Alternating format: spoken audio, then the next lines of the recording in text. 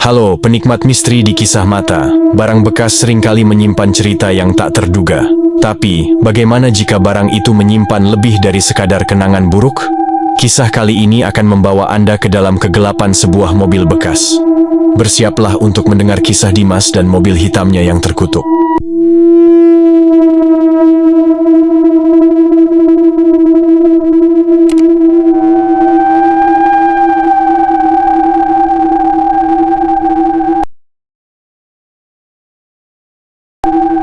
Dimas adalah seorang karyawan biasa yang berjuang dengan gaji pas-pasan.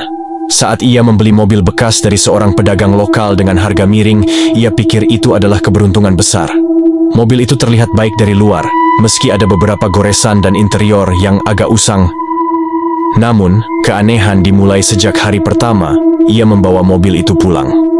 Malam itu, ia mendengar suara ketukan pelan dari garasi, seperti ada yang mencoba keluar dari dalam mobil. Awalnya ia mengira itu hanya suara tikus, tetapi saat ia memeriksa, garasi kosong dan mobilnya terlihat normal, atau begitulah yang ia pikirkan. Keesokan harinya, ia menemukan potongan kuku di jok belakang. Kejijikannya berubah menjadi rasa takut saat malam tiba, ketika ia bermimpi buruk tentang seseorang yang duduk di jok belakang dengan wajah hancur dan darah mengalir dari matanya. Setiap malam, mimpi buruk semakin menjadi-jadi. Suara-suara aneh mulai muncul dari garasi. Ketukan, tawa kecil, dan bisikan samar. Lampu garasi berkedip-kedip tanpa sebab. Pada malam ketiga, Dimas mendengar sesuatu yang lebih nyata. Suara wanita menangis dari jok belakang. Ia mencoba mengabaikannya, tetapi keesokan paginya, ia menemukan kaca mobil berembun dengan tulisan yang terlihat seperti digoreskan dengan jari. "Tolong aku." Dimas mulai curiga ada sesuatu yang sangat salah dengan mobil itu. Ia memutuskan untuk membersihkannya secara menyeluruh. Saat membersihkan bagasi, ia menemukan bekas bercak darah kering yang tersembunyi di bawah lapisan karpet. Dimas membawa mobil itu ke seorang dukun, Pak Anwar. Selama ritual pembersihan, Pak Anwar terlihat semakin ketakutan. Ia mengatakan bahwa roh yang menghuni mobil itu sangat kuat dan tidak mau pergi. Ritual terhenti saat angin kencang tiba-tiba bertiup, dan terdengar suara jeritan mengerikan dari dalam mobil. Pak Anwar memperingatkan Dimas, roh ini terikat pada sesuatu di dalam mobil itu. Kalau tidak diselesaikan, kau bisa kehilangan nyawa. Malam itu Dimas sangat kecapean dan ketiduran di mobil itu. Dimas bermimpi lebih buruk. Dalam mimpinya, ia sedang menyetir mobil di jalan gelap tanpa ujung. Sementara di jok belakang, seseorang terus tertawa lirih sambil berbisik, "Aku di sini, aku tak akan pergi." Ketika ia terbangun, ia melihat rambut panjang basah menjuntai dari jok belakang mobilnya. Ketika ia menyalakan lampu, rambut itu menghilang, tetapi bau busuk menyengat tetap ada. Dimas mulai menghubungi penjual mobil itu, tetapi nomor teleponnya tidak aktif lagi. Ia mencari informasi lebih lanjut tentang mobil itu, dan mengetahui sesuatu yang mengejutkan. Mobil tersebut pernah menjadi barang bukti dalam kasus penculikan yang berakhir tragis. Dimas teringat akan bercak darah dan potongan kuku yang ia temukan sebelumnya. Ia merasa harus mencari tahu lebih dalam. Dengan penuh keberanian, ia membongkar bagian bawah bagasi mobil dan menemukan sebuah benda mencurigakan. Boneka kecil dengan wajah rusak, rambut hitam panjang, dan sebuah catatan. Tulisan di catatan itu membuat Dimas merinding. "Kembalikan aku ke tempat terakhirku, jangan bawa aku lebih jauh." Dimas merasa bahwa ia harus membawa mobil itu ke tempat di mana semuanya dimulai.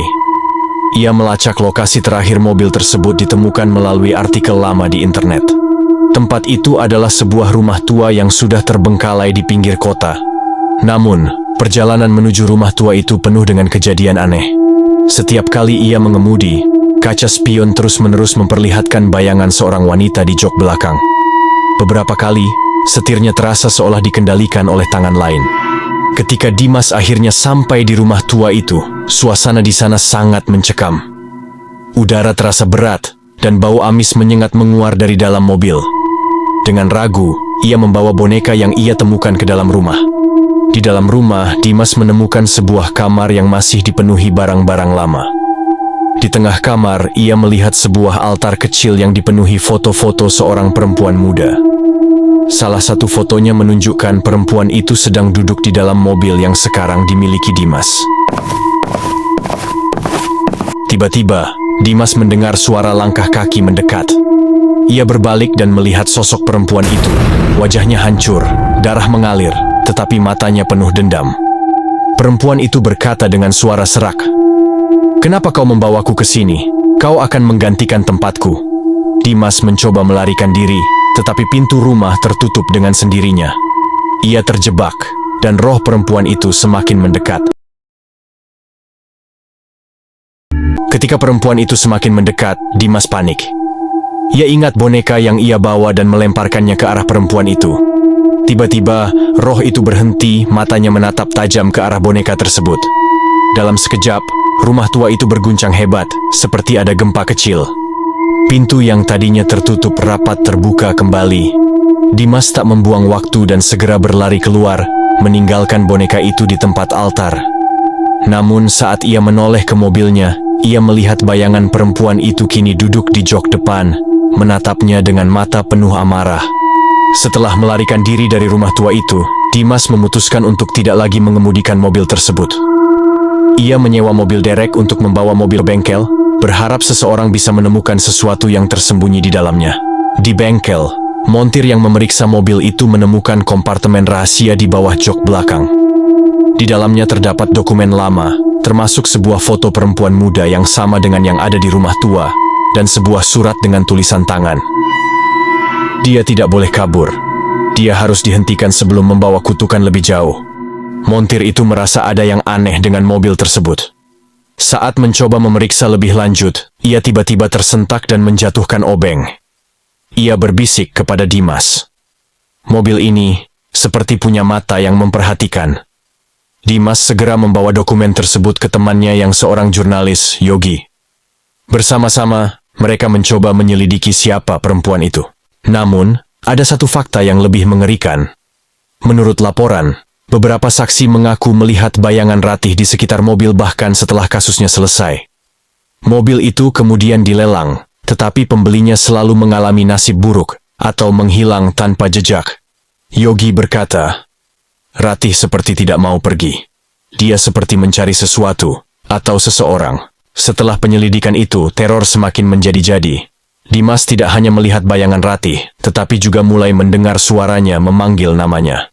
Ia merasa ada sesuatu yang berubah dalam dirinya, seperti ada yang mengontrol pikirannya. Pada suatu malam, ia bermimpi berada di dalam mobil itu, menyetir tanpa arah, sementara Ratih duduk di sampingnya. Dengan suara pelan namun tajam, ia berkata, "Kau yang terakhir, setelah ini aku akan bebas." Dimas terbangun dengan keringat dingin dan menemukan dirinya berada di dalam mobil, meskipun ia yakin sebelumnya sudah mengunci pintu rumah.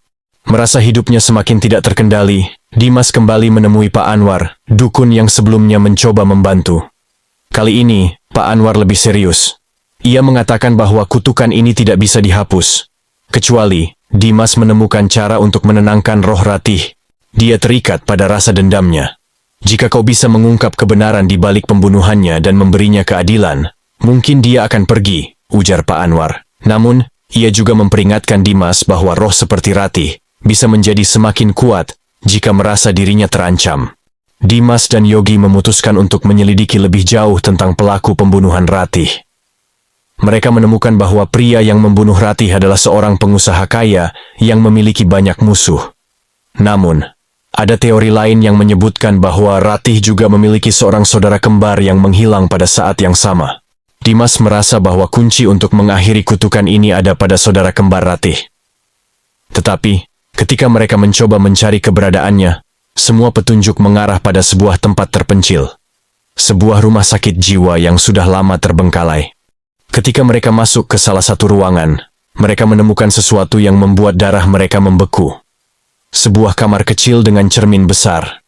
Di cermin itu mereka melihat bayangan Ratih, berdiri di belakang mereka dengan senyum mengerikan. Dimas dan Yogi setelah melihat cermin itu dia lari, dan sampailah ke lorong yang gelap.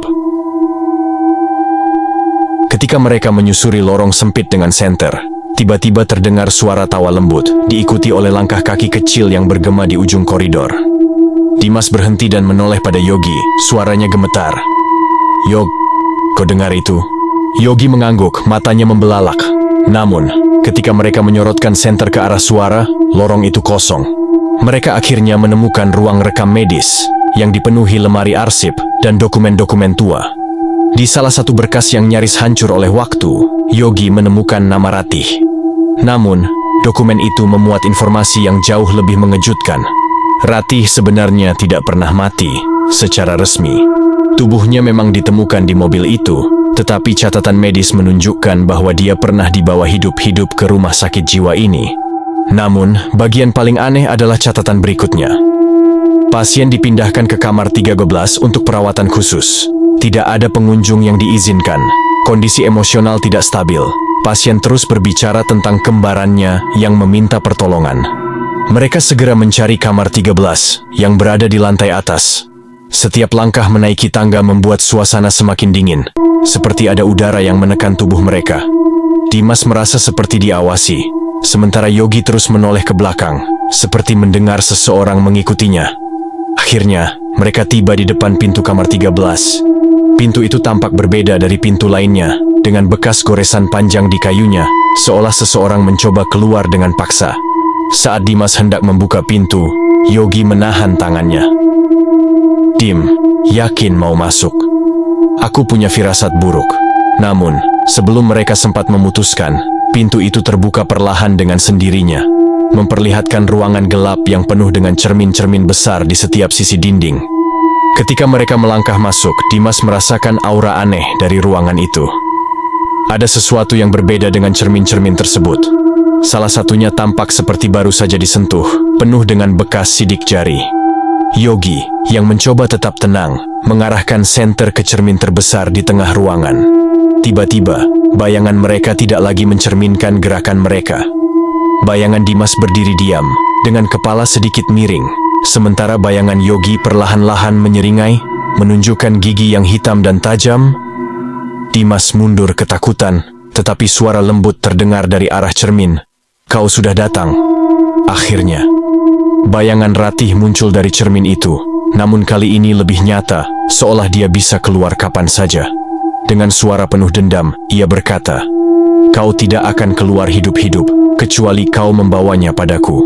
Dimas bingung, tetapi Yogi terlihat pucat. Dengan suara gemetar, ia berkata, "Dim, aku tahu apa yang dia maksud." Dimas menatap Yogi, bingung sekaligus marah. "Kau tahu apa? Maksudnya siapa?"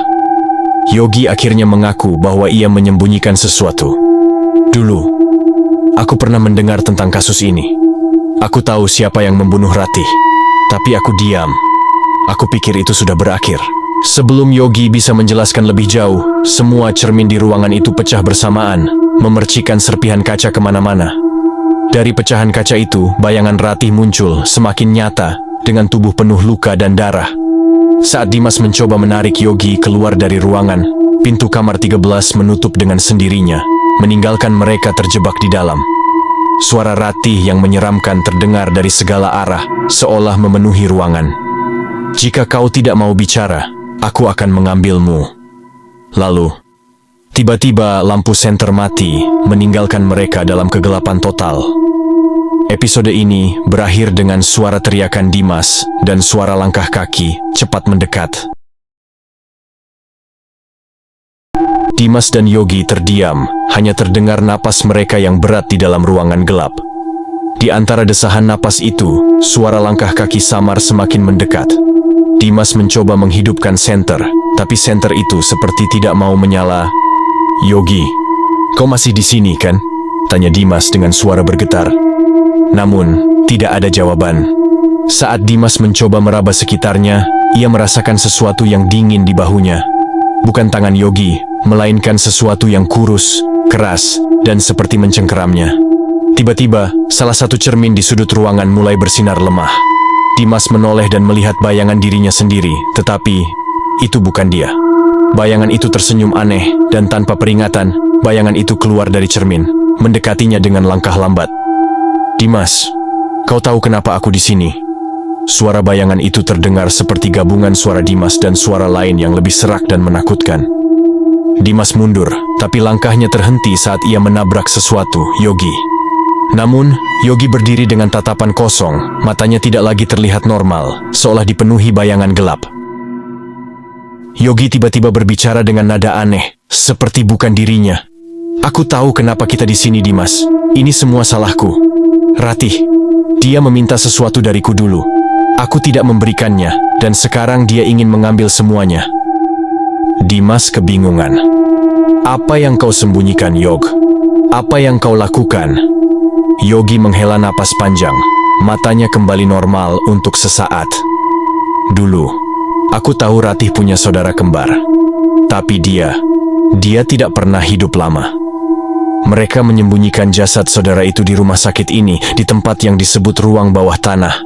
Ratih tahu, dan dia ingin aku menemukannya, tapi aku terlalu takut. Aku pikir, jika aku diam, semuanya akan hilang. Tapi ternyata tidak. Saat Yogi selesai bicara, pintu kamar 13 terbuka perlahan, seolah mengundang mereka keluar. Dimas tidak punya pilihan lain selain mengikuti. Lorong gelap kini lebih mencekam, dengan suara-suara bisikan dari dinding, seolah ratusan suara berbicara bersamaan. Di ujung lorong, mereka menemukan pintu besi besar dengan tanda ruang bawah tanah yang sudah berkarat. Pintu itu terkunci, tetapi Yogi, seperti terpanggil oleh sesuatu, menemukan kunci tua di saku jaketnya. Bagaimana bisa ini ada di sini? Bisik Yogi, bingung. Dimas tidak menjawab. Dia hanya ingin semua ini segera berakhir. Saat pintu bawah tanah terbuka, udara dingin menyergap mereka. Tangga yang mengarah ke bawah terlihat tua dan rapuh, dipenuhi dengan jamur dan genangan air. Di bawah sana, mereka menemukan ruangan luas dengan meja operasi yang sudah berkarat dan dinding penuh foto-foto pasien lama. Di tengah ruangan, ada peti kayu besar yang terikat rantai. Yogi berjalan mendekati peti itu, tapi Dimas menariknya. Yok, jangan bodoh. Kita tidak tahu apa yang ada di dalamnya. Tapi Yogi tidak peduli. Dia membuka rantai itu dengan mudah, seolah sudah tahu caranya. Saat peti itu terbuka, mereka terkejut menemukan sesuatu yang tampak seperti jasad seorang wanita, terbungkus kain putih. Namun, wajahnya terlihat seperti Ratih, hanya saja lebih tua dan rusak. Tiba-tiba, bau menyengat dan suara Ratih terdengar. Tetapi kali ini lebih menyeramkan, seperti tangisan. Kalian tidak boleh menyentuhnya. Ini adalah tubuhku. Bawa aku keluar dari sini, atau kalian akan tetap di sini selamanya. Saat mereka berusaha lari, jalan keluar tiba-tiba tertutup, dan dinding ruangan berubah menjadi cermin besar, memperlihatkan bayangan mereka yang terjebak. Bayangan itu menatap mereka dengan tatapan dingin, tetapi tidak bergerak sesuai gerakan mereka. Dimas mencoba memecahkan cermin, tetapi bayangannya sendiri tersenyum dan berbisik, "Kau tidak akan pernah keluar." Episode berakhir dengan suara jeritan Dimas dan Yogi, sementara bayangan di cermin mulai keluar satu persatu, mengelilingi mereka dalam kegelapan.